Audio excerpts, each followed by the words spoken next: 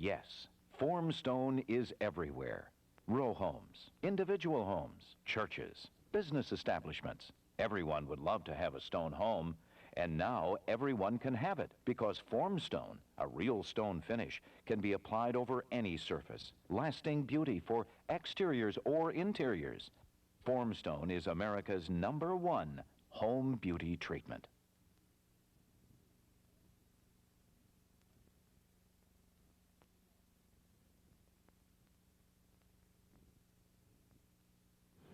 Okay, my name is John Durkin. I live in Hollandtown. My name is Ida Esposito. My husband's name is Armando Esposito. My name's Stephen Kazmierski. I live in Locust Point here in Baltimore. My name is Mary Durkin. I live in Hollandtown. Hi, my name is Judy Mann, and I'm living here on Bank Street, Fells Point, East Baltimore, Maryland. Hi, I'm Dominic Fleming. I live in a Formstone house in Hamden. Hi, I'm Emma McLuey, and I live in Canton, and guess what? I live in a Formstone house.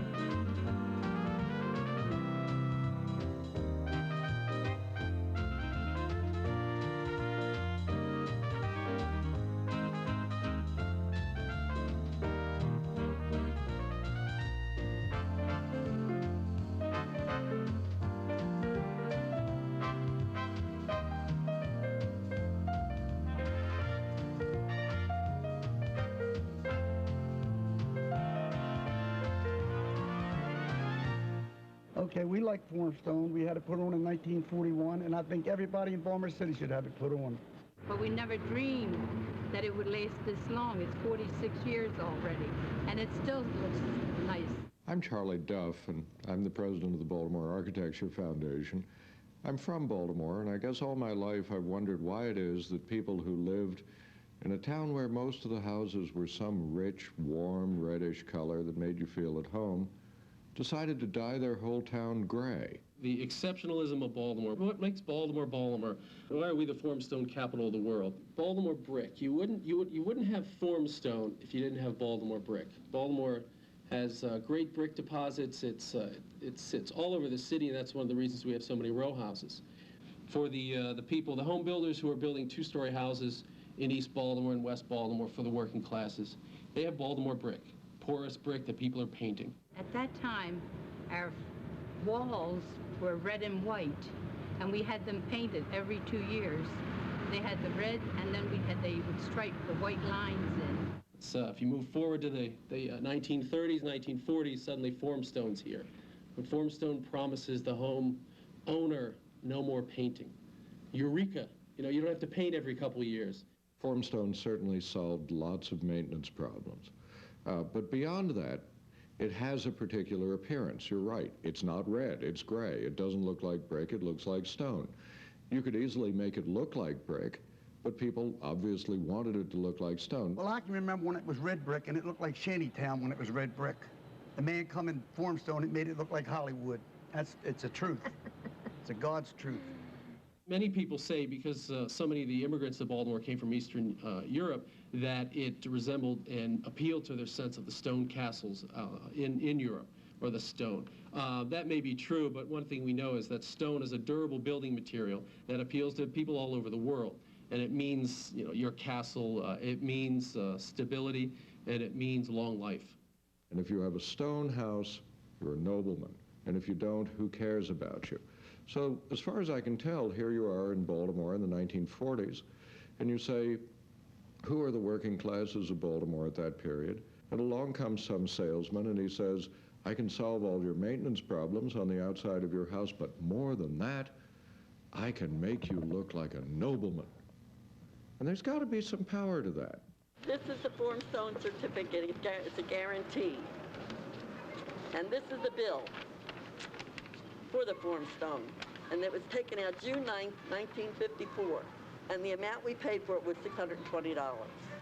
Basically, Formstone is a Baltimore tradition, and it looks more the Baltimore type. And I think this brick front takes a little bit away from the Formstone, like I said, which is a Baltimore tradition. And I would much rather see all Formstone streets. Formstone, beautiful. If I had to do over again, I'd do it again. Formstone is good for Baltimore City because it keeps the heat in and the dampness out.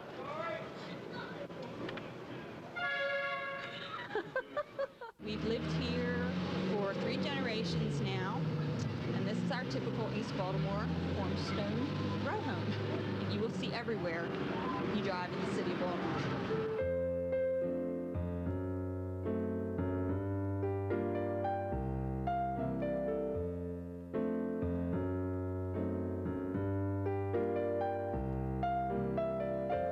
Well, I worked for Lasting Products Company, who it was in turn was connected with Formstone. And I started with them in 1949, and I've been here ever since. Well, this office here was the main office for Formstone. And they did this office up with the mantle and the backdrop and everything to make it look like what it could look like if you did your basement or something of that nature, along with the exterior house. I'm Noel Knight, the son of Albert Knight, who was the originator of Formstone. Well, my father, although he invented the Formstone process in 1938, because of the war, he had to disband applying Formstone, and there really wasn't a whole lot of Formstone before the end of the war. I'm Norman Meekins, and I worked for the Formstone Company starting in 1936-37, and my tenure with the Formstone Company was ended in 1956. I'm Leon Meekins. I started with Formstone as a laborer at the end of World War II, and I escalated to the position of assistant superintendent in 1956. Well, in the very beginning, it started all slow, but then as it took hold in Baltimore, we could hardly make it fast enough.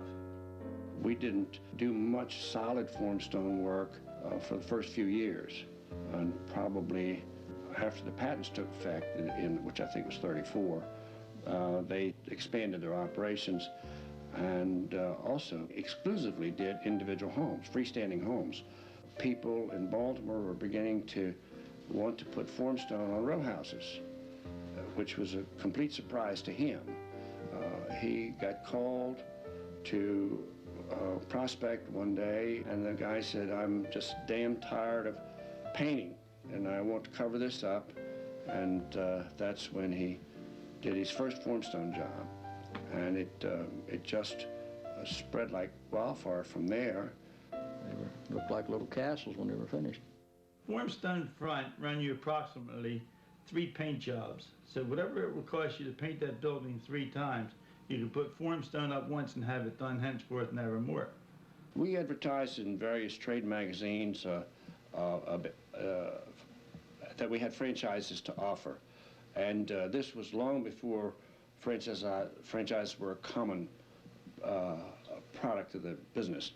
And we had numerous replies, and as a consequence, to make a long story short, some of these developed, and we had franchises up and down the eastern seaboard, some in the Midwest, a number across the South, and several on the West Coast. None in the Northwest, and none in the Rockies. And at the peak, we had about 25, and I would say that out of the 25, 20 of them were active. Several of them spent their money and didn't proceed with it. And then they'd send somebody from one or two of their mechanics here to Baltimore. And then they'd stay here for anywhere from 2 to 6 weeks and get the knack of putting it up. And after that, then they could take it back to their office and teach their employees. And sometimes some of them would stay with my sister. My sister used to room and board them just for the sake of having someplace where they could stay. Well, the most active franchise of all was down the California coast. We had a franchise there that was very active, and it produced a good deal of wealth for the owner, who was a bit of a scoundrel and ultimately got himself in trouble with the California trade people. My name is Dorothy Longo, and about in the middle 50s, my husband and I formed a company, and we called it Beauty Stone. And this was a company that did hand-sculptured stone. We did a lot of work around in East Baltimore, and originally he had worked for a man who sold Formstone, and one day he came home and he said, I think I can do this, and I think I'm going to form my own company. We didn't come up with the Formstone plaques until we started getting competitors. We wanted them to know that we had the original Formstone.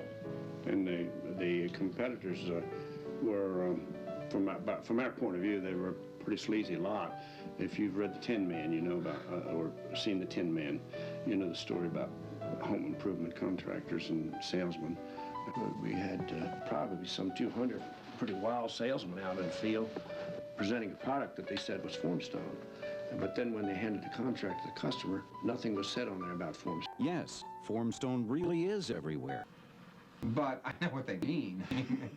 You know, it looks phony. It looks like a movie set to me. It looks like the false front of a building, which in fact it is.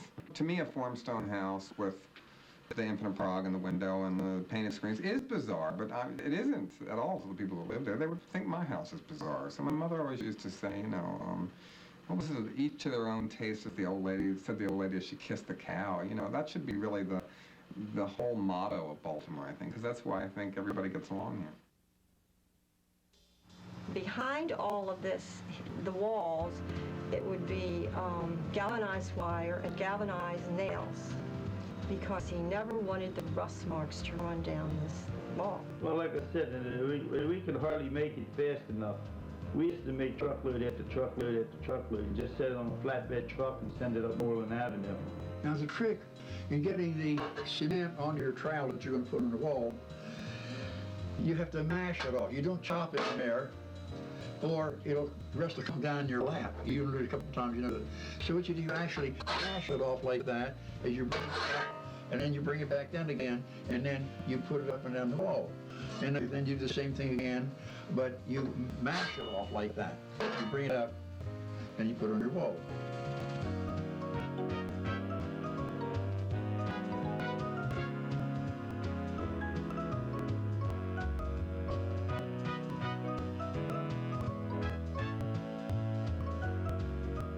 When it comes to putting on the stone, the boss or the leader takes a level and he marks off the length of the blocks. His process was a little bit different than any of the other before that, in the fact that the formstone was put on the building, and while it was still wet, it was hand sculptured into the shape of the stones.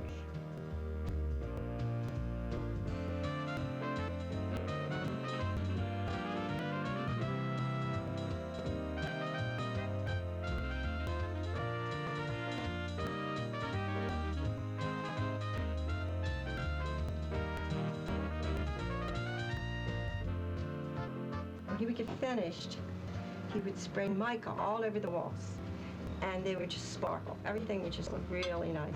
Yeah, it was actually a manufacturing spray painter, spray paint can, but he put air in and air out to pick up the glitter and blow it into the wet cement. I was never any good on scaffolds. I always had to hold on with one hand. When they cut the cracks, around the stones, that had to be brushed out, so I could hold on with one hand and hold the brush in another hand, and that was about as much good as I was. If I hadn't been the boss's son, I'm sure they wouldn't have had me around. Hi, I'm Philip Minion. I live in Sowebo, and I own the Formstone car. Well, it needed a paint job, and in Baltimore, when you need your house or anything needs a paint job, you Formstone it to cover it up and make it look nice. Most of the time, people laugh, or they like it. They think it's a golf course, or they think it's a big rock. But it's been a good reaction. Most people do like it. My name is Louisa Kerber. My mother operated Maria's restaurant in Little Italy, and she had Formstone done on her building because she really liked it. It was pretty, it was nice. Our superintendent, who controlled quality and the actual design of the work, came in with some ideas, and Maria had very, very, very different ideas. She didn't like the look of the cement look. She wanted colors in it. So he said they didn't do it that way, and she said that was the way she wanted it. We temporarily stopped the job, went back to the lab, and added materials which we did not have research on to satisfy this particular project. And when they started to do it, she would tell them where she wanted the colors. They didn't appreciate it, but it went up, and you could tell by the pictures how beautiful it is. It really was a beautiful building. As it ultimately turned out, we satisfied Maria and her needs for the job, which turned out to be essentially a great deal of red and green. And as such, if you were in any part of Little Italy and you looked in that direction, you knew where Maria's restaurant was. Well, the rectory at the Basilica of the Assumption on Charles Street was done with Formstone and made to match as close as possible as the stone of the original building of the Basilica. My father was asked to copy that as close as possible, and I think we came pretty close to recreating that. They had no other way of waterproofing and correcting certain problems they had. We did all of the work up to the finish, the same as any other Formstone job. Our friends or enemies, neither today seem to even know, or most of them don't believe that it's a Formstone job. Yeah, well, this goes back into the 80s, and there was a movie, Bedroom Window, which was shot here. And part of the scene was the killer goes into his home, which is the end of a row brick home. And apparently about 6 months after they wrapped the film and they realized that they needed another shot of the guy going into the house or out of the house, I don't remember which, they came back here, the crew came back here to shoot this one scene of this guy entering the house, and the family that owned the house, Formstone, their house. Upon coming to the area in September of '86, they decided just to go with the Formstone front, and they completed their filming. When people view the bedroom window, this is something I'm amused at. Kind of subliminally, you don't pick up, or the majority of the people I've spoken to haven't picked up the change, because it's very apparent when you're looking for it in the film, the change from brick to Formstone back to brick. Yes, Baltimore is covered in Formstone. Neglected by scholars, Formstone still stands as an enduring symbol of the city. The Orioles, painted screens, crabs, white marble steps, and Formstone. But if Formstone is like making a house a castle, then the castle is under attack. I enjoy natural things. I enjoy the outdoors. I got into geology because I like the outdoors, rocks, natural beauty. Formstone, I'm not too comfortable with. You know, I don't have a feeling for it one way or the other. I know there's a lot of people probably in this room who really like it and sort of, you know, think a lot about it. I just see it, I notice it, but then I try to blot it out of my mind. First of all, it has very little texture or structure if you look at it. It's just kind of uniform. This particular piece had a reddish stain, but the surface does not look like a natural rock. It has sort of hollows in it that you would almost never see in nature. Particularly when you see a Formstone surface of a whole house, you see that every single block has these shallow hollows. Just doesn't look natural. There's no texture, there's no grain, there's no character to the rock. The back, the only character it has is what you might call fossil chicken wire. This is a rusty material in here that's fossilized at this point, and that's about the only thing of interest in here that I can see. Otherwise, it's kind of drab and bland and not at all natural. I think discovering the chicken wire in here is the most interesting experience I've had since I've encountered this Formstone, which is really a piece of concrete. I was going to say rock, but concrete. It has struck me as interesting that Formstone is disappearing from Baltimore rather slowly, but it's on the decline. It's being removed because many people have objected to it. Well, truthfully, I don't like it. Well, I wouldn't have it on my home. I've never had the urge to put it on my house either, I'll be honest. Right now, the wave is to take it all off, and I agree, the homes look quainter. Don't particularly like it, but I wouldn't pay to have it removed. I would say as a geologist, I have nothing positive to say about Formstone. If you've got the money, take it off. Well, getting towards the end, we had more complaints than what we had sales. Sales dwindled, and complaints started rolling in due to the fact of it popping off the walls, letting loose. Of course, always some people don't like it. Some of them are tearing off the wall. And don't you think they're having a heck of a time getting those nails out, too? You know, it just seemed like the work was done, and a lot of the other companies were going out of business.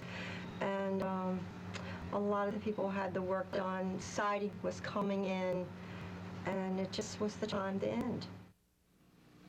I hated to see it end. I mean, it was a big part of our lives. You know, we worked here and we did it. But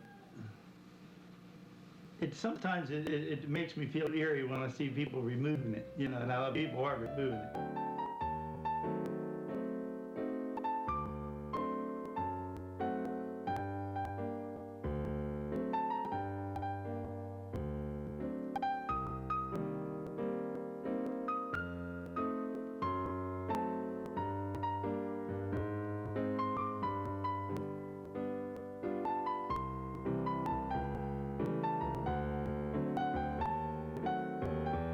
I think Baltimore preservationists are up upon a very new negotiation of Formstone. I think it really puts us in a dilemma.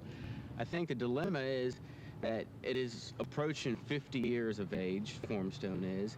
Formstone has characterized various neighborhoods throughout the city, and we are starting to ask the question, should we preserve this? Should we advocate the preservation of Formstone?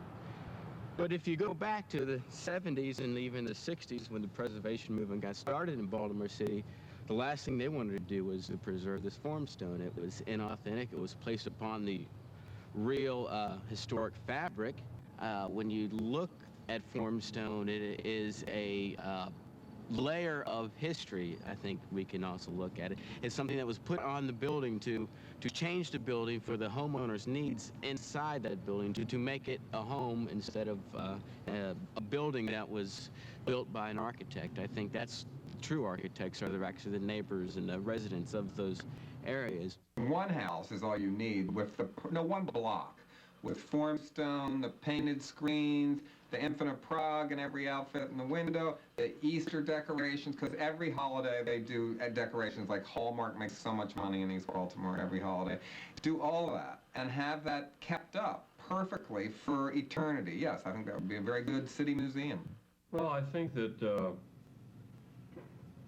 there was a time, I would say 10 years ago, when people used to say if I could figure out how to remove the Formstone and put another finish on it, that would probably be as successful as the original Formstone business. But I think there's been a rebirth in the interest of Formstone.